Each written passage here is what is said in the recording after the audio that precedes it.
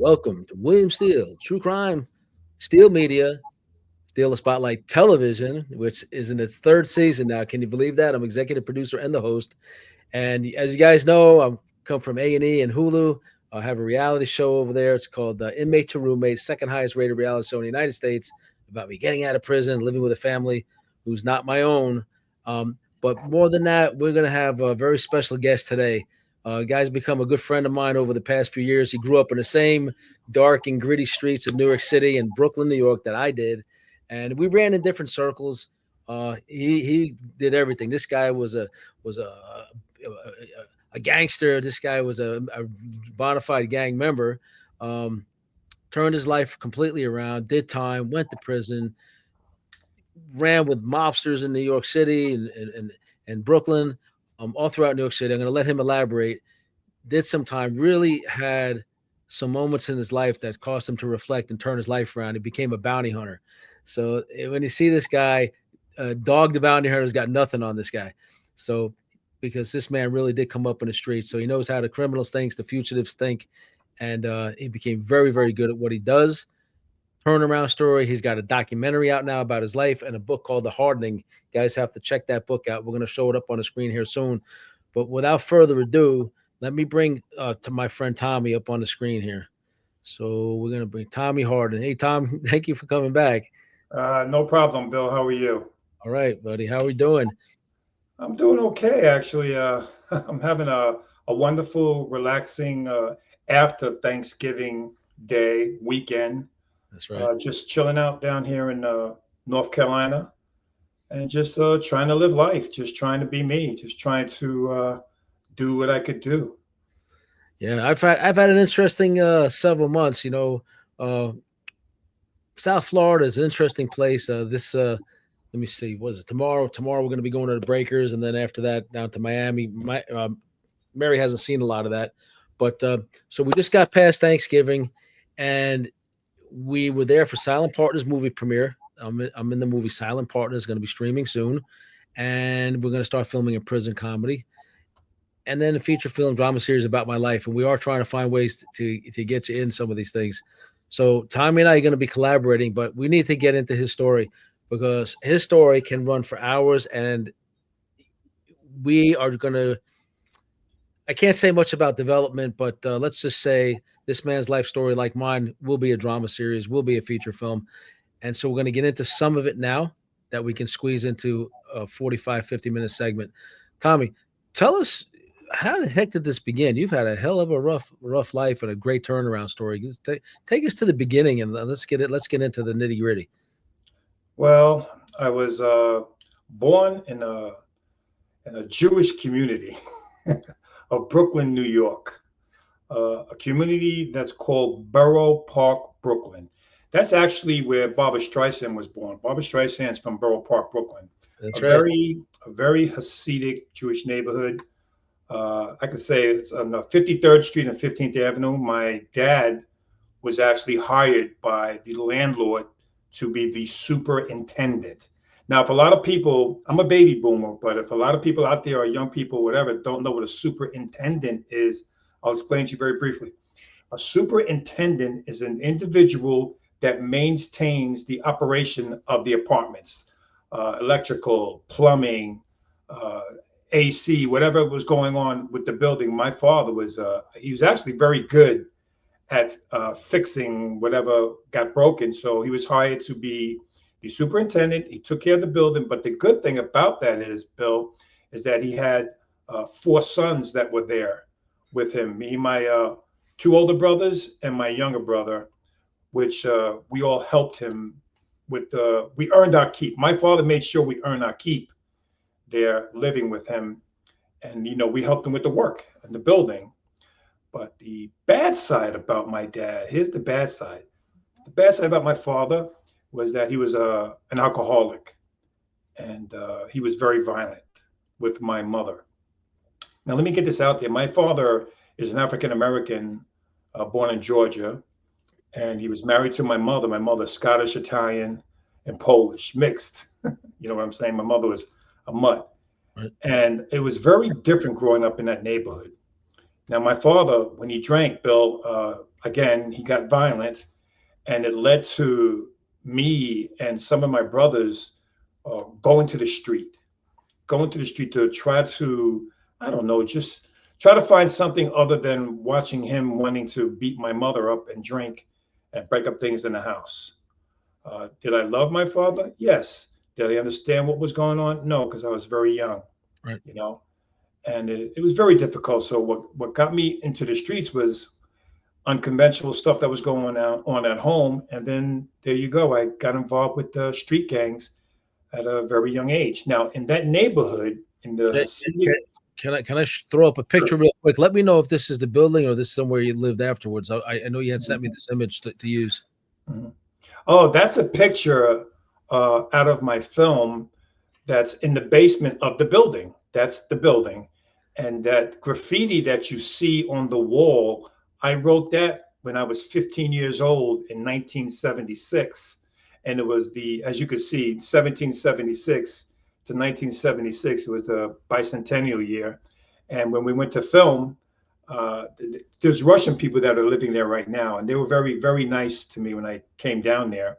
I was there about maybe 2 years prior to filming, and I did not want to go to the back to see that when I Right. went there. I just wanted to see who was there because I actually wasn't sure if I was going to do the documentary or not. And I wanted to get a real reaction out of myself after seeing it for the first time. And we actually caught that reaction of myself seeing that for the first time in over 45 years.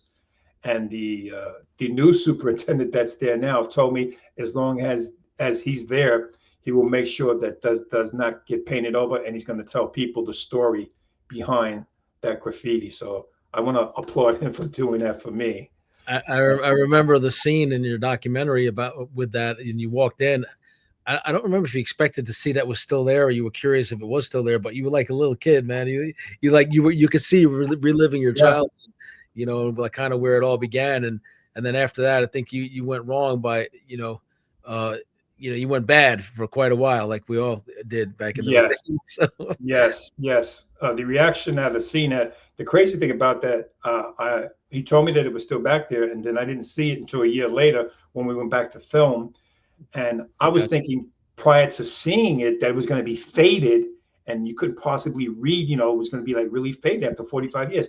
It looked like it was just painted. You know what it is. I'm familiar with those basements in Brooklyn, especially Yeah, those buildings. They're usually most of those buildings are like the 6 story tall, blah blah blah, and they yeah, have the basement where there's the boiler room and the garbage, but there's also a lot of absolutely. storage rooms, and we used to use them for clubhouses and hanging out, whatever else. But they are like time capsules. Oh They my God. literally are. I've been back to some and they look exactly as they did when you were 13 years old or 15 years old and you were hanging out with your friends. And they are, I don't know what it is about those basements in the city, but they look. Basement apartment. We lived in the basement apartment there, and what you just said about the boiler room. Oh my gosh, the boiler room was right. And when you come out of our apartment in the basement, you go across the floor, maybe 20 feet. There's the boiler room. So Right, it was always warm down there. We didn't freeze down there in the wintertime, that's for sure. right. But let me get back to a little bit what I was trying to talk Definitely. about. Yeah, again, I went to the streets because of the stuff that was going on with my dad, and I wind up joining a gang called the Warlords, which we did a lot of battling with the homicides and the Savage Skulls. And you got to understand something. This is the '70s, man. There was a lot of fist fighting going on, a lot of stabbings. I'm not kidding. A lot of stabbings, a lot of bats, a lot of chains and stuff like that. At that time, honestly, we didn't use a lot of guns. There were people that were shot and killed. Don't misunderstand me. But most of the time back then in 1976 and 75, 74, it was a lot of street brawls, with garbage cans, hitting people with garbage cans. Now, I want people to understand something, what I'm saying right now. I do not at all want anybody to think that I enjoy any of that stuff right now. I am going over this right now so I could possibly help someone with the decision that they're trying to make today about getting into illegal activity or wanting to join a gang or do that kind of thing. I don't Right, embellish violence at all. But right. at the time when I'm saying this to you, I don't want you, I want you to understand that that was my past. That's in the past, and I'm trying to let everybody understand where I come from and where I'm going and Excuse where me. I'm at today. That's one Exactly. thing. Tom, I do Yes. want to add this, and I do say this as a disclaimer in many of my shows. These stories are told to inspire people not to follow down our footsteps, because Yeah. there was shows I did early on where people said, Bill, it sounds like you're almost glorifying it. And I realized that I have to, excuse me, I have to temper that with, making sure that we're reaching kids, we're reaching people that are vulnerable, we're reaching people that are working with us today to understand that that's, 30 years in our past or more, and we don't live like that anymore. Yeah. Excuse me. As you Not at know, all. I was in the hospital today, so Yeah, I know you were. I know you told me trying to earlier. figure out what's going on. I can't find a cough drop around here. But anyway, excuse me, Tommy. Just back up real quick. When you said warlords, as you know, and we talked about it, I know the former head of the homicides out of Coney Island, Yeah. Jesse, blue-eyed Puerto Rican dude, Jesse Rivera, used to be a very, very good friend of mine. I haven't caught up with him in years. I know that he was really striving to turn his life around. I believe he got into real estate, and his brothers, were well known, Deadeye, and one of them had escaped from Rikers Island when swimming, somehow got out of there, and I think he drowned. God bless him, and we pray for him. So shout out to these people that were in our life previously, and hopefully they're Right. watching the shows and they get inspired by us to not be ashamed of their past and to reach Yes. out to help people. Because Amen. I know that we're going to really get into the nitty gritty with you, but you have this incredible turnaround story, and I think this picture you sent really typifies it. You feel like you're free, right? Like right there, Oh my gosh, yes. That was one of my posters that we had, and we changed the background. That's actually, that picture was taken in Texas, and that's the real background where I was in my girlfriend's backyard, and she took the picture of me, and a lot of people liked it, so we just kept that as a sort of a symbol in a type of way. right.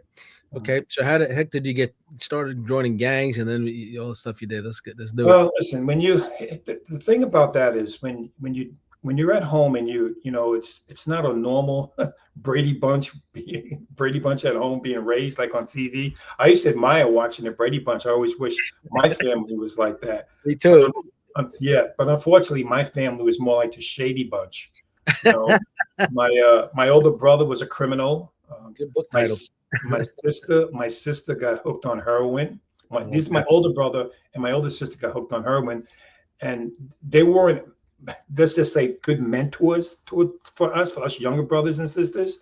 As my dad, like again, he was very violent with my mother, and he was an alcoholic, and so I went to the street, and then I figured I meet some friends on the street, and they'll be my family, and I met somebody named Robert Franza, and his brother Richard Franza, and a guy named Willie Rodriguez. And it was sort of the Warlords was mixed with blacks, Hispanics, and whites. And we were just totally mixed. It was awesome. We did petty crimes at the beginning, shoplifting, breaking into cars. Back in the '70s, you can get in a car really easy and stealing cars. And then all of a sudden, as time starts moving on, Bill, I graduated to, bringing cars, not only stealing them, but bringing them to chop shops. I think every one of us either had a slap hammer nearby, Oh yeah, really, a slap hammer. or hanging out by the 24-hour store waiting to jump in a running car. Yes, because a lot of people back in the day would get out the car and run inside the store and leave the car running, especially in the wintertime. We used to do it all the time and take them straight to the chop shop. A friend of mine did that. Yeah. He grabbed the white Eldorado, I think it was a Barrett's, the white ones when they first came out in like 80, 81. Turned out it was a mobster's car, and it had over 100 grand in the trunk, like bookie. And man, I'm not going to tell you what happened to the owner of the car for losing all that, but my friend made a lot of money that particular day. It was my life was crazy. All of a sudden I had money in my pocket. I got respect from a lot of people, and then all of a sudden I was growing. And then the one thing that really changed me was I went to the movies one day by myself. I used to go to movies by myself a lot.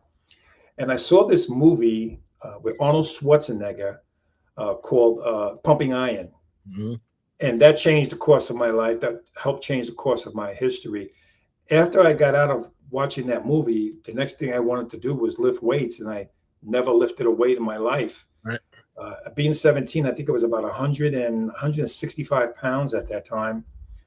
And I got into weights. I found a way to a buddy of mine's house I worked out at, and I started training myself. And I started getting bigger and bigger and bigger and bigger.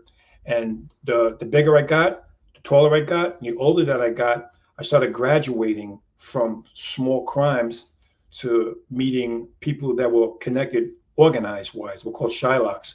And it came, I can mention the club now. The club's been down for over 35 years, maybe longer than that. A club that I used to go to called the End Result in Brooklyn, New York, on the Utrecht Avenue, was run by the Italians over there. Now, let me just say this. When I mentioned, yeah, that's actually in the Utrecht Avenue. That's when we were filming. That's my friend Louis DeMasi. I know it Louis, is. I recognize it. Louis DeMasi. He was part of the Warlords, and he's actually a very wealthy guy right now, living in Staten Island. He's been a longtime friend of mine, and we're still friends today. And the thing about that is, I love him, and I really do. But here we go. I was an African American, getting to know a bunch of Italians and Irish that were connected to the club out there. And I was a kid, and I started doing small things like running to the store for them, getting cigarettes or whatever. They used to send me to the store and get beer. Okay. I used to buy them beer. I can go to a liquor store. When I say it's from them, they'll sell me the liquor and I can bring it to them. Right. You know what I'm saying? Not a problem. But the owners of the stores would look at me saying, who's this black guy? Who's this guy? But they never messed with me because they knew who I was connected with. And as time gone on, I started to realize who I was and who they were. And we were all just, let's just be real here.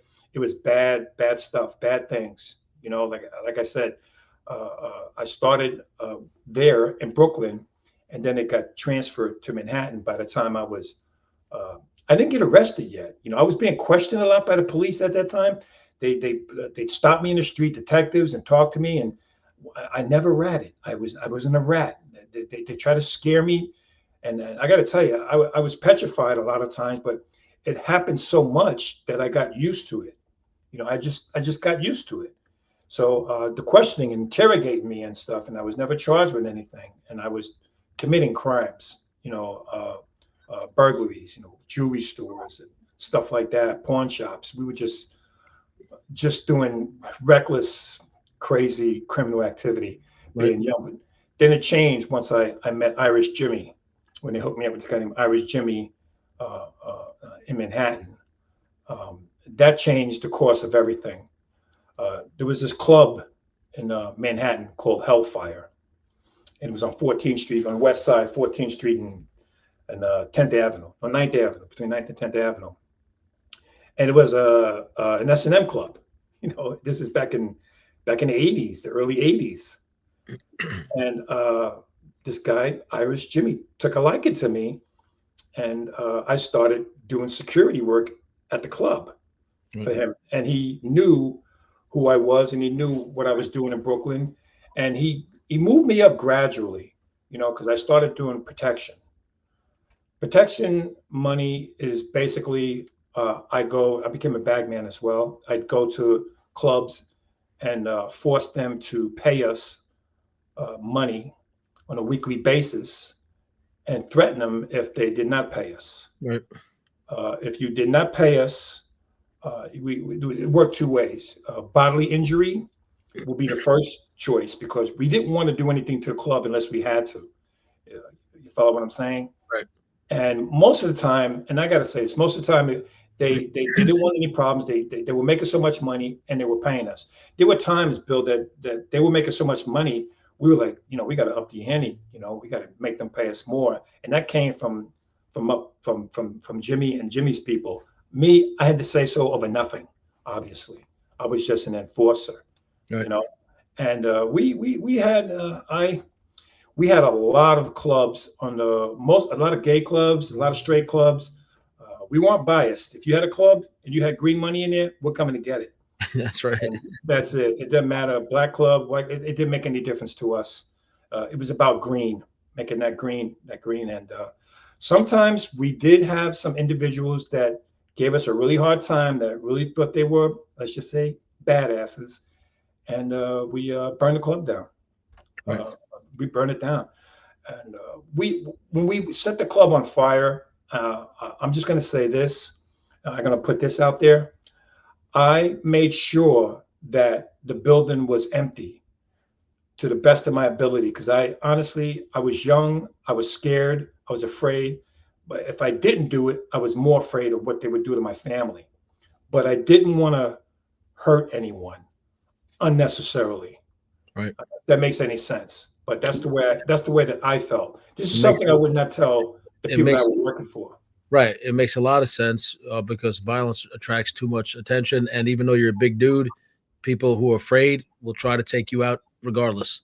So Absolutely, absolutely, the without worst, your question. worst, your worst enemy when you're in that life or my previous life is to be dealing with somebody who's afraid of you because then you don't know where it's going to come from. So You're not kidding there. And here's the thing. A lot of people that were in this circle of organized crime, we all didn't get along. you know, we all did not get along. There was a lot of individuals that did not like me. right, I don't want to use the N word, but that's what I was called a lot of times from people that were involved that were higher up than I was. They talked to me like that, and I'd have to sit there and take it because they're running the game, and I got myself involved in this, and I did not know how to get myself out of it. But as time went on, things got really bad. I was with a buddy of mine one night, and this is in Brooklyn on Avenue C by McDonald Avenue, right, and I just went into a bodega, just a bodega to get some beer. And when I'm coming out the store, somebody recognized me from a collection of some sort. Yeah, because they called out my name, and I turned around, and I was high on cocaine and drinking and whatnot. That just made everything a lot worse. right, I didn't have my weapon on me. I left it in the car, and a buddy of mine was in the car. I can say his name. His name was Neil. He was in the car, and I went inside the store. And when I got out again, an argument ensued with me and this individual, and he mhm, had a couple of buddies with him, and a fight happened. He broke out into a fight, and the next thing I know, he's shooting at me. So I'm running. I'm running towards the car. Neil jumps out of the car, and I'm shot. He got me, and I was shot in the back. I fell to the floor. By the time Neil came over there, I was unconscious, and the next thing you know, I'm waking up in the back of an ambulance, and they got an oxygen mask on me, and I'm blood all over the place, and what have not. And I'm thinking they were saying to me, I said, "Where's my buddy? Where's my buddy?" I was told that he was killed there. They said that they think he's dead. We go to Maimonides Hospital on Fort Hamilton Parkway right, on 44th Street. And it took a while. The bullet was enlarged in me, but it didn't hit any vital organs. It didn't really. It was just. Let me tell you, it was like that feeling was like sticking a hot butter knife in you slowly. That's what it felt like. And I was, I had, like I said, I was on drugs and drinking, and I still felt that. And next thing you know, they people coming into my hospital room, and I'm asking about Neil. They say he's in critical condition. He's in a coma. right, Yeah, he was in much bad shape because what happened with him was they stabbed him in the stomach and ripped him up, and then they stabbed him in the back. He was stabbed multiple times. right. He survived, but to Huh. this day, I still talk to him. To this day, he suffers from those injuries that he received because of the lifestyle that we chose for ourselves back in the day. That was only one of the instances that happened to me. There was several. You Imagine know, I know you think about it like I do. How many people from our past are doing life in prison or dead, and we're the survivors out here telling our stories. And I think it's a very special thing for people like you and and for people with our background to tell our stories to try to help people. I think that's really our obligation. We're survivors. God, Yes. I believe in God very strongly, and Oh, yes. Me too. I had near death experiences, been shot out, uh, and could have been killed many, many times. And I reflect back on that and like, what the hell was I thinking? What was I doing? I could have, stayed in college and done. My mother wanted me to be a lawyer or a doctor, and you know, and we go down this path, and I don't know how we came out the other side. So By the grace of God, by the grace, grace of God, that's right. because after that, I still, even after I got out of the hospital and Neil survived, Neil, it took Neil years to actually be back on the street after that. But what happened with me was I was investigated by the FBI, got involved because of some RICO stuff that were involved with some other people that were going on that I was associated with. They started hounding me bad. They started coming to my house. I come out of the house to take my kid to school, and the FBI is following me and letting me know that they were there, smiling at me, and trying to let me know, hey, we're looking at you, we're watching you, we know, we're watching you. Of You course. know, yes, doing all of that and going to see my family members, people that knew me, questioning them because people were calling me constantly, telling me the police are looking for you to ask some questions. They were trying to rattle my cage, what they were trying to do. But it caught up to me after a while. It I remember finally caught the up to me. I remember the time that you got stabbed and did quite a bit of time, and Oh my gosh. I was at this club. I was collecting from the Spanish clubs in Brooklyn, in Red Hook, actually. oh wow. That was actually the land of the Savage Skulls. And I think the Chingalings were out there too. Right? Yeah, yeah, And they were out there too. I remember back in the day, they had it all over the walls out yeah, there, writing at the Savage Skulls and the Chingalings. Smith Ninth Yeah. Street, Red Hook projects. I Oh know. yeah, oh yeah. I'm very aware of that area, very aware. And when I smile, I want everybody to know I'm not smiling again because of what we did. I'm smiling because I remember that area, and I do have good memories out there. Not every day was violence and criminal activity. I did have some good times being young at that time. I just was led astray by myself. And I'm not a Bible thumper by any stretch, but there is a scripture that says something like this: "Joy and sin for a season." So we can look back and realize, hey, we'd had some good times and this and that, but in the end, we were killing ourselves, and Oh yeah. our loved ones were worried sick about us all the time. I've had family members tell me, we like when you call us from jail because at least we know where you are. You're not dead. Oh And yeah. well, we know the FBI or the ATF or the cops are not looking for you. Whoever has been hunting for me for in my past 30 years ago. But so you don't realize what you're putting your people through either. And you look back Absolutely. now. My brother-in-law was a good Italian dude from Bensonhurst. He's passed away now. He's involved with quite a few things as well, but he was very low key about it. And I was very flashy in those days. Like now, I just a little bit for my shows and all that. But back then, very very flashy.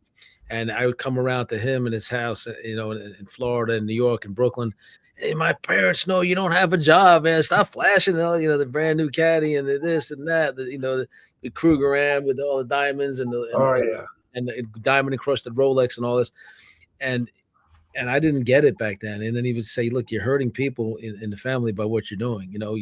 Everybody's worried about you. You're ripping and running like crazy." So there's so many people. Like if you're out there and living in this lifestyle or considering joining a gang or something, reconsider. Oh, Look at our lives, and no. you have to read Tommy's book. And my book's about to come out. I have a few books out. To really know what we've been through. And we can't even tell half the stories on here. Now, I don't have anything I'm concerned about statute of limitations, but at the same time, Oh I, yeah. I don't want to be seen as glorifying it No, but so not at all. yeah. And this thing that happened to me when I was collecting in Red Hook, I was at some club. I could say the name of the club. It's nice. The club was called Amanese. Amanese. I don't It was a remember that Mexican one. club, and I was collecting from it. It was on 36th Street and 4th Avenue in Brooklyn, Okay. right under the BQE. Actually, it was right under the BQE. It And used to be the big Goya sign right there. Remember that? yeah, yeah, yeah. I remember those. I remember those days, man. Steven Seagal filmed all over there with Alpha Justice. He filmed his Alpha Justice out all over there. And Yeah. I got to tell you, I went to this club one night and thinking who I was, acting like a big shot. I'm drinking their booze for free, and I'm not paying for it, and I'm there to collect money from them. I'm hanging out with their women. These guys, they said, you know what, we're tired of this, so they set me up to be killed. Um, I went to the bathroom, and I got a couple of guys came behind me and at gunpoint and took me out of the bathroom and made me go out the emergency door. You know those emergency doors that are at the club that if you go out you can't come back in. Yeah. That's what it was. So we went out there, and they wanted the money from me that I just collected from them. It was only, I don't know, maybe about $6,000 or $7,000.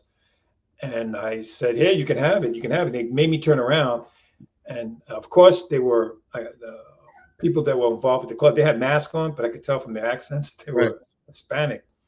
And I'm saying to myself, they're gonna kill me. This is it. I'm done. I got to try something, you know. So I after I gave them the money, I turned around as fast as I could and I jumped on one of them. I started, pounding on them, and the next thing I know, I felt this. I'll never forget that feeling. It felt like somebody reached in my chest and pulled my heart out. I was stabbed on the side very deeply, Man. and they took off. They took off. They started running, and I'm still standing. I'm still standing. I'm coughing up blood and stuff, and I know I'm dying, and I couldn't get in that door. I started banging on the door. I couldn't get back in the door, so I started almost like I felt like I was losing consciousness, and I started walking out the alleyway. I have no idea to this day why I walked in the middle of the street, but they saw me. They were in a car after I read this to the police reports. They were in a vehicle and they saw me still alive. So they ran me over with the car as well. Yeah, they ran me over. You probably subconsciously went out to the middle of the street hoping a bystander would get your I don't ass to the know. hospital or something. So, I don't know. But there was a lot of questions on what happened that evening because what I was told and through the reports, through the police. Now, you understand something. I was in a coma for like almost a month. And when I finally got out of the coma, I was being questioned by everybody, everyone, the FBI, the U.S. Marshals, the local police departments, detectives. Everybody was coming in there to the hospital to talk to me. right. They were telling me all this stuff that happened. They even told me that you know that they put you in a body bag. They thought you were deceased. You had no pulse. I said, but they can't put me in a body bag. The EMTs. And there was questions about who are these people, or what's going on, and why did they do this? I don't know. To this day, it still confuses me after I read the reports on what happened with me, what they did with me. But I was stabbed in what's called the left ventricle of the heart, and I was given open heart surgery. Yeah, at a young age, I had open heart surgery. How old were you then, Tom? Oh, I think I was 20, 21, something like that, around that age, something like that. Maybe a little older. Very young. Well, I'm 63 now, so it was a long, long time ago. But that was just one of the things that had the domino effect on my life. What happened after that? I was finally after I got better. It took me a while to get better, Bill. It took me almost, I'd say, a good, almost 18 months to 2 years. Man, And yeah, I had to go through physical. What they did was they gave me emergency open heart surgery. it's a good And they thing you were in such good shape. A lot of people might never survive this, something like that. Yeah, they cut a lot of nerves on this side when they did the surgery, and I had to go to physical therapy because I couldn't lift my arm up. My arm was couldn't move my arm, so physical therapy was painful. It was let me just say it was a horrible time in my life. And Jimmy had come to see me in the hospital, and the cops were talking to him, and I could hear them arguing outside, and it was just it was just pandemonium going on with that. But when Jimmy got a chance to talk to me, he said, Tommy, you got to get out of this. They're going to kill us both. They're going to kill us both. And they started pushing Jimmy out from the club. And Jimmy wanted to get away, and he wanted to go to California. And he said, Tommy, you have to get better. You can come to California, me and work. And I'm saying to myself, I don't know. I don't want to go nowhere. I want to get away from this. I don't want this anymore. I just don't want it anymore. I Right. started, yeah. And then next thing you know, I got out, I hit the streets. I'm still doing the same thing. I'm still working for Jimmy. And then somebody that we know was killed. Joey that was working with us, Frankie, was murdered. But Frankie was oh my God, Frankie was, let me just say this. Frankie was a very dangerous guy, and I worked with him. Frankie scared the crap out of me when I worked with him. He liked to torture people. He was into, they call him Frankie Bags. Like sadistic. He enjoyed what he was Yeah, doing. yeah. He put like he carried glad bags with him, plastic bags and stuff, and he put individuals, make them put their hands in. He smashes it with hammers and stuff like that. And I asked him one time, I said, "Why you put in the bag?" He said, "Because I don't want to get blood on my suit." So he made them put in the bag when he hit him and it explode. You know. So yeah, they caught up with him, and when he was killed, I'm like, I gotta get away from this. But what happened was, um, I was arrested. I finally got arrested, and they tried to make a deal with me, which I didn't want to take no deal with them. They wanted me to rat, and that wasn't happening. I just took it as I'm dead. They got me. I got to accept my death. They're gonna kill me. And at that time, I was shot already, and I was stabbed up. I was like, you know what? The hell with it. Let them kill me in there. I'll fight. Whatever. I'm not. I'm not saying nothing. The police could beat me. Let me tell you something. The police did beat me. I was beaten by police officers on multiple times, multiple occasions. And I didn't talk, not at all, to them, because a lot of these police officers, and I could say this today, I support the blue. I support the blue 100%. Okay, I do that. All right, but back in the day, there's a picture of me and one of the buddy of mine that's out here. That's a police officer. It's the supervisor's car, no He's the less. supervisor, and he let me take a picture in his car. He's my buddy. I'm not gonna say who he is, but he's my Shout buddy. out to him. We support the Shout out blue to over him. here. We support the blue over here. Oh yeah, I support the blue. Are you I have kidding me? numerous former law enforcement that are friends of mine, Oh, yeah. co-hosts. Ignacio Esteban, retired ATF 30 years. He's going to hopefully run for Congress. He's a dear friend of mine. Louis Ballesteri, former Mafia detective in New York. Great friend of mine. He's retired, made one of the biggest mob cases in New York City history. So, yeah, we definitely support the blue now. Oh, yeah, without question. But back in the day, I didn't. Back in the day, I didn't. Back in the 80s and the 90s, I didn't. So they made this deal, and they gave me 4 years, and I went to prison. I went to Rikers Island. I was the first building I was in. I was in C-74, and C-74 is horrible because C-74 is dormitories. Right. If you have beef with somebody and you fall asleep, they could kill you in your sleep. C-76, C-74. I remember I was in Rikers, and the guys would spit out razors and cut each other. They have like, what the heck? They cut each other right down the side of the face. And they're proud of those scars that they have on their faces. I didn't want to get a scar in my face. They call it buck 50 or something like that. They call it 150 stitches. I just didn't want to get a scar on my face. I tried to keep to myself. But what happened was the Crips and the Bloods wanted me to partake in what they were doing there. I took a job in the visiting room, and they wanted me to help them bring in drugs, and I refused. And so they sent a guy in there to kill me, to shank me, and I wind up beating the crap out of him.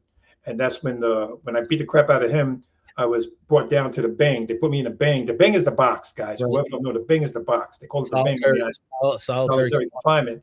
The warden came to speak to me. And I'm going to tell you this. I'm going to say this, okay? I'm not a rat, but I didn't like what these guys tried to do with me, okay? I didn't like what they were doing with the drugs. That's one thing I was against is drugs, okay? I don't like drugs. I used them, but I never sold a drug. I never want anyone to get involved with drugs at all, right? So these guys, what I did was I said, I'll tell you how they're bringing the drugs, and if you transfer me out of this building. Right. So he tried to get the information from me right there. Well, tell me. I said, no, get me out of the building first. Right. Yeah. Because I can't go back to upper D6 on the 6th floor. I can't go back there. You might be a big guy, but they got you outnumbered over there. So they got knives. The staff is corrupt with them many times. So, even all the places I did time, a lot of times there's good staff. All the good staff get run out of Dodge. They either quit or they quit or they get fabricated charges like we do. And they get run out of the prisons and jails. But the horrible staff generally are the ones that stay. and a lot of them are bringing in the dope and the phones and this and that, It and was then horrible. there's no safe thing to do other than, in my case, I was a law clerk, and law clerks are untouchable because you're helping everybody, you know, and it's hands off. You know, they call me New York. Hey, don't mess with New York. He's working on my case. You know, so, Yeah, yeah. But I tell you, after they transferred me out, I wind up being celled. I had a cellmate. And I was celled with the Zodiac Killer of yeah, New York. I remember Uh, that from your yeah, the story. copycat Zodiac Killer. His name was Roberto Seda. You guys could Google it. Roberto Seda. Okay, he was. They called him Zodiac on the island because Mhm. he killed a lot of people, and they made me. He became my cellmate, and we were together for a while. And I got to tell you, this guy. I remember a line from this movie I saw called Jaws, and Robert Shaw said, "The shark has the darkest eyes, black eyes, Yeah. lifeless eyes. Those were the same eyes that Roberto Seda had." That guy creeped me out. I wanted to get out of that cell. I didn't feel comfortable sleeping, falling asleep in there. And he was a little guy. But we played chess. We played chess. We passed the time. But the conversations that we'd have with him were very creepy. I mean, seriously, Yeah, really and horrifying. like me, you probably want to understand them a little bit better and say, "What the f am I living with here?" And then watch you back. And so it's kind of like a morbid curiosity, but you're realizing this guy is a monster, exactly where he belongs, and he probably belongs under the jail or under the prison.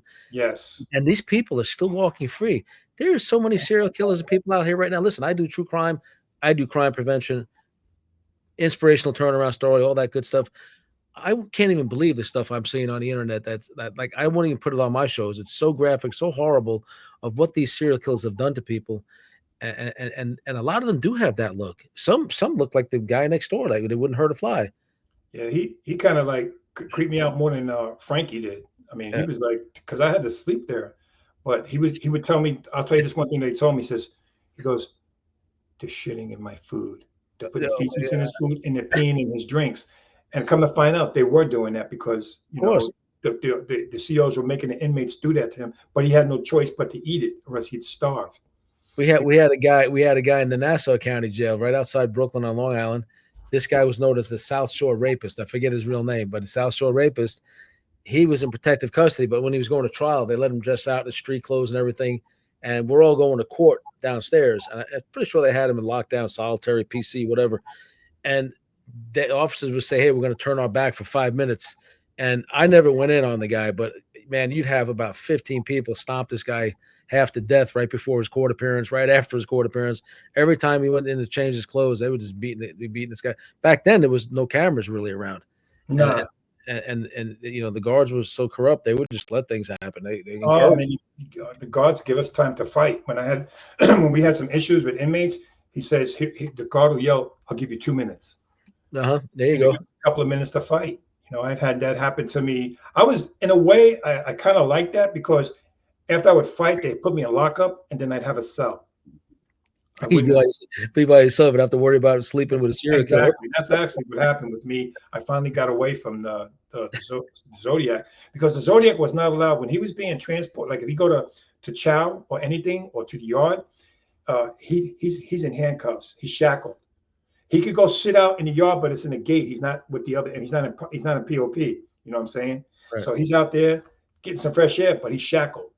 And the only time they unshackle him is when he's eating his meals. I saw other places that do that. They'll put the PC guys in shackles, so when they turn the inmates loose on them, they can't even defend themselves. Absolutely. He was a horrible. Horrible. I'm not even calling him human being because his case, he's inhuman, and it just made me realize that I had to change my life. So I got out, and 19. I was finally. What I did was let me catch up. What I did was when I was released, I left New York. I went to North Carolina, and I was a fugitive for quite a few years. I just didn't even want to go to my parole, no nothing. I didn't want to go to anything. I just wanted to get out of New York because I was afraid they were going to kill me when I got released. So it took them 5 years, and they actually found me down here, and I was arrested, brought back to Rikers Island, back to the same Bill C-74, then with C-95, and then with the OBCC, C-95. I was in so many different jails. Then they finally sent me upstate to Riverview. Then I went to Governor. I was at Governor, Riverview. Then I was at the Riverview Annex. Then I was at Attica. Then I was at Clinton. They just kept putting me all over the place. I was in so many jails. It's not fun, guys, Yeah. being in those places. No, they're horrible. The water bugs are the size of rats, and the rats are the size of cats in those places. When I first went to prison in New York, I started off in Comstock. Man, that place was like a Bugs dungeon. are crawling on all the stuff that you have. When you wake up, they're crawling on you. Bugs are crawling on you where I was. Bugs crawling on you. You know what I'm saying? So it was a horrible, disgusting place. Hearing inmates screaming all night because they're probably getting screwed by some other inmate.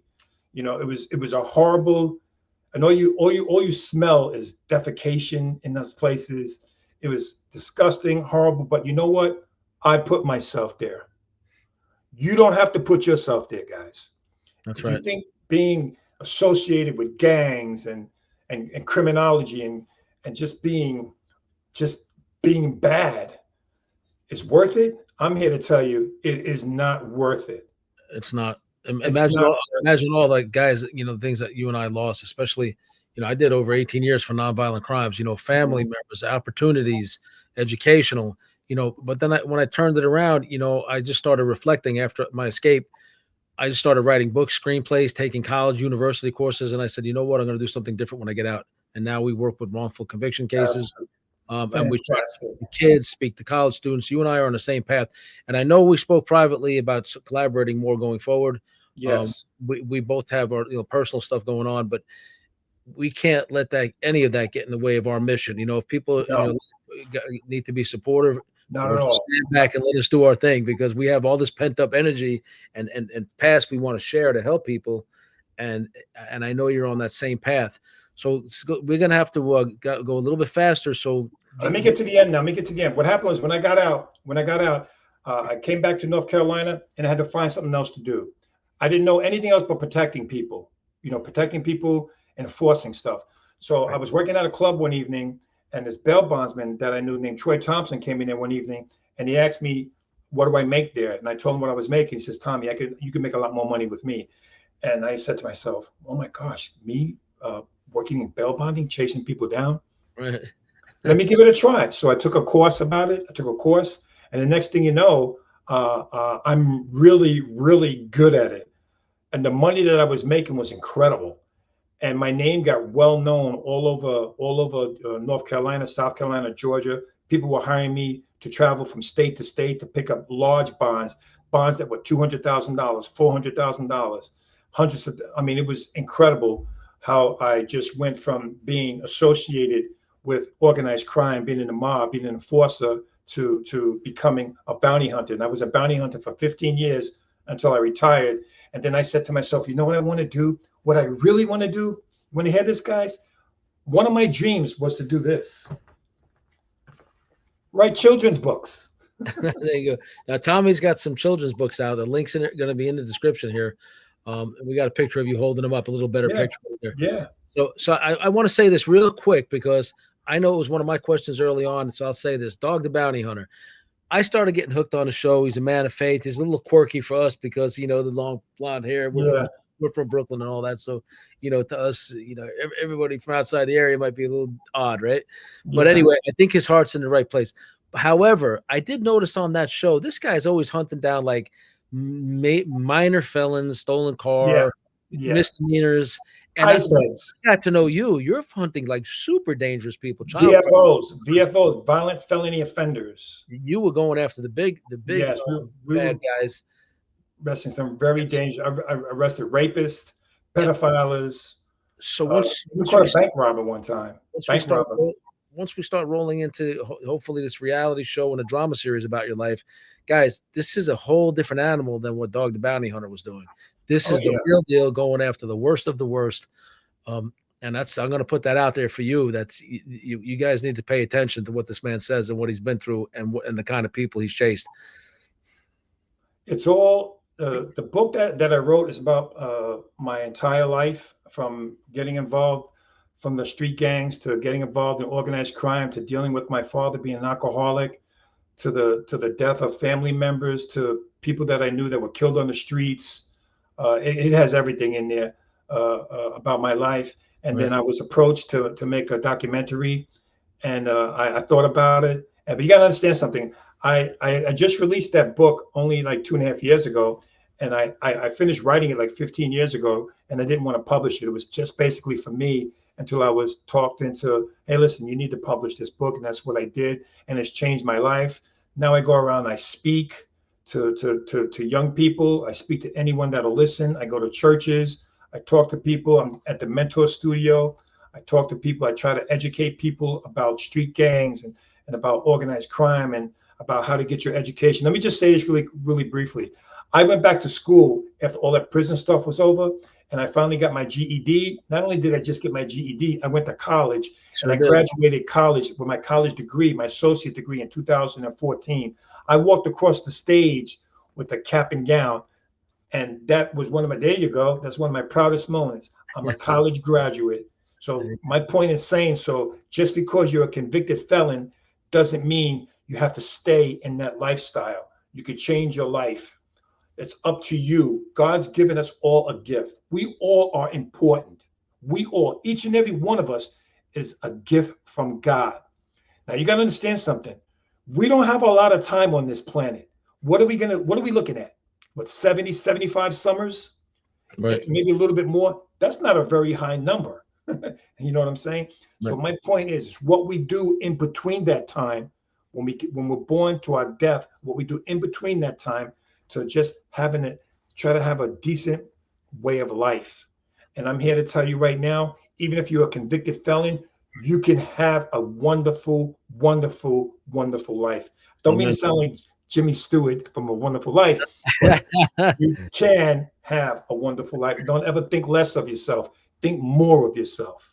I'm going to also show some quick images. I want you to tell us who's who real quick and how you came to met them or know them and give them some shout outs. Oh, that's Louis DeMasi, a childhood friend. He's connected in New York. I'm just saying, he's a good guy. He's a buddy of mine. I love him. That's Ludacris from all those movies, The Fast and the Furious. Now, I didn't recognize him. Mary did. So Yeah, you told, you That's told me. Ludacris. Okay. I did. Isn't he a rapper too? Yeah, he's everything. I did some bodyguard work for him out in Miami. Okay. I remember you went to the Franz Lee concert too. I was Yeah, jealous. I was there. I was there. I saw her at Romeo and Juliet's years ago in Brooklyn, and it was mob run place at the time, and one of the big Italian bouncer dudes was kind of hitting on my girl and followed her in the bathroom. And I confronted him, and then I got surrounded by all these dudes, and he roughed up a little bit and kicked out. And I was going back. I was going to wait for that club to close and go back, and she prevented me from going back that morning. Franz, yeah, she's a friend of mine actually. Franz Jolie and me are friends. Really? Yeah, Okay. she's a friend of See, mine. see, is incredible. Yeah, Disco she is. Diva that would come to me was one of my favorite Oh songs. yeah, I did a lot of security work for her personally. Every time that I'm in Miami, Okay. she's doing her So shows. let me show you this one here. Tell me this story here. Oh, that's Chaz Palminteri. I met Chaz Palminteri. He was doing a one man show out in Florida, and we just started talking, and we just had a nice conversation. We hung out for a couple of hours, having a few drinks together, and he had a couple of cigars and hanging out and just talking. And I gave him a book, and he was telling me, about the business, about Hollywood business, and we had a long discussion. He was a fantastic guy, For and I the loved him record, a bunch there. the record, he was in a Bronx Tale. Yeah, So one of the other stars of Goodfellas and a Bronx Tale, Joseph D'Onofrio, wants to play me in the movie and drama series about my life. I met him at a Silent Partners movie screening in New York City a few months ago. I'm considering it. He's really good. He's very recognizable, right. but we'll see. We'll see. So shout out to the guys that are doing these movies. A lot of these guys don't have a past. They're just naturally actors. Yes, We yes, have a past, and I'm not looking to be an A-list actor, but I am looking to tell my stories with the mind towards crime victim advocacy, yes. helping people that are wrongfully convicted, and helping kids and teens and stuff not to follow on our path. Now, Mary and I, we work in the field of wrongful conviction. There she goes in the middle, and Kim Kardashian. The three of us are the only ones that are reality TV stars in this country working in the field of wrongful conviction. And David Michael Reinhardt in California is one of the big cases Right. that we're involved with, and we're looking to bring her in on to help bring some more publicity because she's obviously a hell of a bigger reality star than I am. But I, I'm blessed to have millions of fans. Tommy, I'm looking forward to collaborating with you more. I'm trying to see if I'm missing any of the images that you sent me If there's anything else you'd like edited If in. anybody wants to get my book, uh, uh, Bill, you could put up the link where you can get my book on Amazon.